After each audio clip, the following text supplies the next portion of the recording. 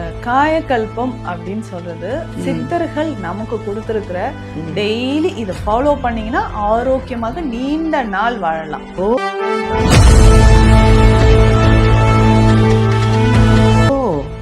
மனிதன் பிறக்கிறாங்க, ஒரு உயிர் வருதுன்னா நரை, திரை, பிணி, மூப்பு, சாக்காடு.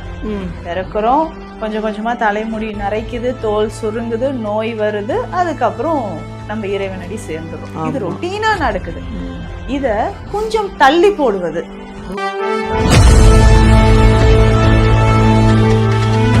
சாக்காடு இல்லாத ஒரு நிலை நம்மளால அடைய முடியுமா? அதாவது மரணமே இல்லாத ஒரு பெரு வாழ்வு வாழ முடியுமானா அதற்கான வழிமுறைகள் தான் சித்தர்கள் சொல்லியிருக்காங்க. அப்படி இருந்தவர்கள் தான் சித்தர்கள். அப்படி இறைவனோட கலந்து இன்றைக்குமே நம்ம கூடயே இருக்கிறவங்க சித்தர்கள். சித்தர்கள் இருக்கிறது நல்லா நம்ம வழிபாடு செய்யும்போது உணர முடியும். அவ்வளவு சத்துக்கள் இதுல இருக்கு. நமக்கு இந்த கபம் அப்படின்னு நம்ம சொல்றோம் பாத்தீங்களா, வயதான காலத்துல இந்த கபம் தான் நிறைய பேருக்கு உயிர் போறதுக்கே காரணம்னு சொல்லுவோம்.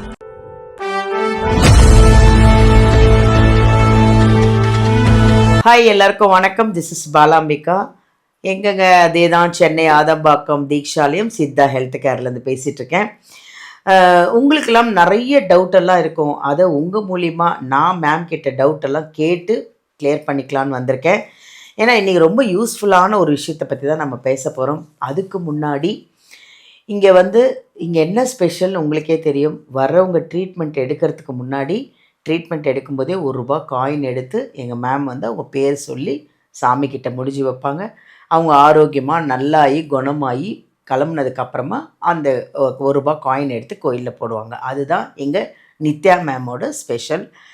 இங்கே இந்த கிளினிக் நிறைய kidney patients, liver patient, sugar patient யார் வந்தாலுங்க இங்கே வந்தாலே குணமாயிடுவாங்க. அப்படி ஒரு பாசிட்டிவான ஒரு எனர்ஜியான ஒரு இடம் இது.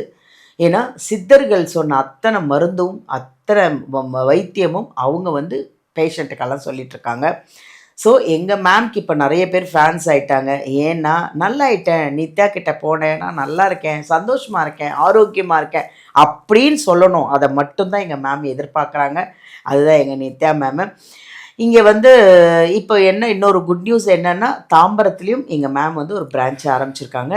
ஸோ இங்கே வர முடியாதவங்க, கொஞ்சம் நியர்பை தாம்பரம் செங்கல்பட்டுக்கிட்ட இருக்கிறவங்க அங்கே மேமோட நம்பர், இந்த வீடியோவில் நம்பர் எடுத்து அப்பாயின்மெண்ட் வாங்கி அங்கேயும் எப்போ வராங்க மேம், என்றைக்கு வராங்கன்னு கேட்டுக்கிட்டு அங்கே நீங்கள் மேமை பார்க்கலாம். இன்றைக்கி உங்களுக்கெல்லாம் யூஸ்ஃபுல்லான ஒரு விஷயத்த நம்ம மேம் கிட்ட கேட்டு தெரிஞ்சுக்கலாம். ஓகேவா? வாங்க அவங்களே சந்திப்போம். வணக்கம் மேம். வணக்கம் மேம், எப்படி இருக்கீங்க? நல்லா இருக்கேன் மேம், நல்லா இருக்கேன். இப்போ நீங்கள் தான் என்ன கேட்டுறீங்க நல்லா எப்படி இருக்கீங்கன்றது. ரொம்ப சந்தோஷமாக இருக்குது மேம். ரொம்ப ஹாப்பியாக இருக்கேன், நிம்மதியாக இருக்கேன், ஆரோக்கியமாக இருக்கேன். என்னைக்கு தீக்ஷாலயம் வந்துட்டுருக்கேனோ அன்னையிலேருந்து நான் நல்லா இருக்கேன், ஆரோக்கியமாக இருக்கேன். அது கடவுளுக்கு ஒரு நன்றி சொல்லணும். Thank you ma'am. இப்போது காயக்கல்பம் அப்படின்னு ஒன்று சொல்கிறாங்க. பட் அது என்னன்னு எனக்கு இன்னும் தெரியல. எனக்கும் தெரிஞ்சுக்கணும், மக்களுக்கும் அப்படின்னா என்னன்னு தெரிஞ்சுக்கணும். காயக்கல்பம் அப்படின்னா என்ன மேம்? அது எதுக்கு யூஸ் ஆகும்? ஸோ இந்த காயக்கல்பம் அப்படின்னு சொல்றது சித்தர்கள் நமக்கு கொடுத்துருக்கிற டெய்லி இதை ஃபாலோ பண்ணீங்கன்னா ஆரோக்கியமாக நீண்ட நாள் வாழலாம். ஒரு மனிதன் பிறக்கிறாங்க, ஒரு உயிர் வருதுன்னா நரை, திரை, பிணி, மூப்பு, சாக்காடு. பிறக்கிறோம், கொஞ்சம் கொஞ்சமா தலைமுடி நரைக்குது, தோல் சுருங்குது, நோய் வருது, அதுக்கப்புறம் நம்ம இறைவனடி சேர்ந்துடும். இது ரொட்டீனா நடக்குது. இத கொஞ்சம் தள்ளி போடுவது, அதாவது சாக்காடு இல்லாத ஒரு நிலை நம்மளால அடைய முடியுமா? அதாவது மரணமே இல்லாத ஒரு பெரு வாழ்வு வாழ முடியுமானா அதற்கான வழிமுறைகள் தான் சித்தர்கள் சொல்லியிருக்காங்க. அப்படி இருந்தவர்கள் தான் சித்தர்கள். அப்படி இறைவனோட கலந்து இன்றைக்குமே நம்ம கூடயே இருக்கிறவங்க சித்தர்கள். சித்தர்கள் இருக்கிறது நல்லா நம்ம வழிபாடு செய்யும்போது உணர முடியும். நிறைய நாள் இது நம்ம உணர்ந்திருக்கோம். இங்க வர்றவங்களும் சொல்லுவாங்க, மேம் இங்க இருக்கு, நீங்க வழிபாடு செய்யறது எனக்கு தெரியுது. பாசிட்டிவ் எனர்ஜி, சித்தர்கள் நம்ம கூடயே இருப்பாங்க. Super super. அப்படி நம்மளும் பெருவாழ்வு நமக்கு வரணும், அதாவது அந்த குறைந்தபட்சம் அந்த இளமை காலத்தையாவது நீட்டித்து ஆரோக்கியமாக வாழற அந்த முறைகள் தான் காயக்கல்ப முறைகள். இந்த காயக்கல்ப முறைகள் அப்படின்னு சொல்றது மருந்தாக சித்தர்கள் சொல்லியிருக்காங்க. இத வந்து பயிற்சியாக சொல்லியிருக்காங்க. அதுதான் யோக பயிற்சிகள். யோகாசனம் நம்ம இன்னைக்கு பண்றோம் இல்லைங்களா, யோக பயிற்சிகள், தியானம், மூச்சு பயிற்சி, பிராணாயாமம் அப்படின்னு சொல்ற மூச்சு பயிற்சி, டெய்லி நம்ம ஃபாலோ பண்ணக்கூடிய சில ரூல்ஸ், பிணி அணுகா விதி பேர்லயே இருக்கு பாருங்க, பிணி அணுகா விதி. அந்த ரூல்ஸ் வந்து நிறைய சொல்லியிருக்காங்க. அதெல்லாம் நம்ம ஃபாலோ பண்ற முறைகள் தான் காயக்கல்ப முறைகள் அப்படின்னு. ஒவ்வொன்றுமே ஒரு ஒரு மாதிரி. ஸோ இன்னைக்கு நிறைய பேர் இன்ட்ரெஸ்டாக என்கிட்ட கேட்குறாங்க, மேடம் இந்த மூச்சு பயிற்சி எப்படி நான் செய்யறது? இந்த மூச்சு பயிற்சியிலே நிறைய சூட்சும முறைகள் இருக்கு. எந்தெந்த முறைகளை நம்ம செய்யறது, எந்த முத்திரைகளை நம்ம வந்து பயன்படுத்தணும், எந்த நேரத்தில் நம்ம செய்யணும்.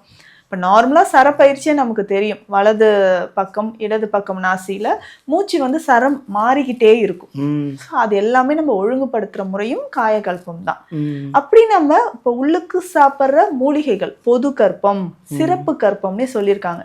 பொது கற்பம்னா அனைவரும் சாப்பிடக்கூடியது. அந்த மூலிகையை ஜென்ரலாக நான் ஆரோக்கியமாக நீண்ட நாள் இருக்கணும், நோய்கள் வராமல் இருக்கணும்னா பொதுவாக சாப்பிடக்கூடிய கற்பம். சிறப்பு கற்பம் அப்படின்னு சொல்றது தான் இந்த நோய் நிலைகளை அடிப்படையாக வைத்து சித்தர்கள் நமக்கு சொன்ன முறை சிறப்பு கற்பம்னு சொல்லுவாங்க. சிறப்பு கற்பனை, இப்போ சோரியாசிஸ் இருக்குங்க, இதுக்கு இந்த மூலிகையை இத்தனை நாள், இந்த காயக்கற்பத்தை இந்த உணவு முறை டயட்லாம் அதுக்கு பத்திய முறைகள் சொல்லியிருப்பாங்க. ஸோ அந்த மாதிரி ஃபாலோ பண்ணுறது தான் சிறப்பான ஒரு முறைன்றதுனால சிறப்பு கற்பம்னு சொல்லுவாங்க. இப்போ பொது கற்பம்னா ஜென்ரலாக நம்ம சாப்பிடக்கூடியது. அப்போ இந்த காயக்கல்ப முறை எடுக்கக்கூடிய நாள் அளவு 48 நாட்கள், ஒரு மண்டலம் நம்ம வந்து இதை எடுக்கணும். இதை ஃபாலோ பண்ணும்போது சில டயட் ரெஸ்ட்ரிக்ஷன் கண்டிப்பாக இருக்குது. என்னன்னா நம்ம வந்து அசைவ உணவுகள் எடுக்கக்கூடாது, இச்சாபத்தியம் அப்படின்னு சொல்லுவாங்க. ஸோ ஆண் பெண் வந்து சேராமல் இருந்து நம்ம இந்த 48 நாட்கள் இந்த மருந்தை சாப்பிட்றது, அதிகமாக வெயிலில் அலையிறது, வெயிலில் போயிட்டு வந்தோடனே குளிக்கிறது, இது எல்லாமே தவிர்த்தணும். ஸோ இரவு உறக்கம் கரெக்டாக நம்ம தூங்கணும், 8 மணி நேரம் நல்ல ஒரு தூக்கம். இப்படி நம்ம ஃபாலோ பண்ணும்போது பார்த்தீங்கன்னா உடலே நல்லா கிளென்ஸ் பண்ண மாதிரி ஆகிடும். ஸோ சில ஹார்மோன் இம்பேலன்ஸ்லாம் இதில் வந்து பேலன்ஸ் ஆக ஆரம்பிச்சிடும். அதனால தான் இந்த இச்சாபத்தியம் இருங்க காயக்கற்பம் எடுக்கும்போதுன்னு சித்தர்கள் சொல்லியிருக்காங்க. அப்படி சிறப்பான ஒரு பொது கற்பத்தை பற்றி இப்போ நம்ம பார்க்கலாம். ஸோ முதல்ல சொல்கிறது இஞ்சி தேன்.